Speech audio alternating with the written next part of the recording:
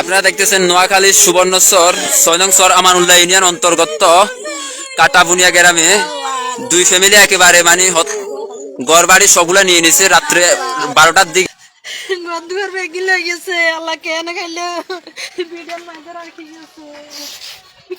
গত ৪০ বছরের রেকর্ড ভেঙে ফেনী মুহুরী নদীর পানি বিপদসীমার ৫৫ সেন্টিমিটার উপর দিয়ে বাংলাদেশে প্রবাহিত হচ্ছে।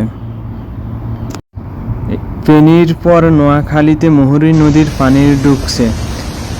এতে নোয়াখালীর ৯টি উপজেলায় বন্যা পরিস্থিতি অবনতি হয়েছে।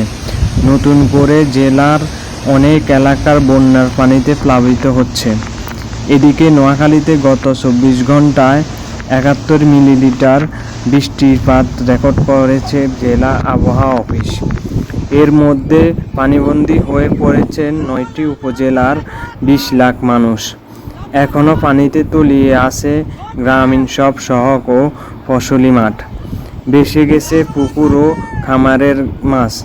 খোঁজ নিয়ে জানা গেছে, টানা বৃষ্টিতে জেলা শহর মাইজদীসহ ৯টি উপজেলার বেশিরভাগ এলাকা জলাবদ্ধ হয়ে রয়েছে।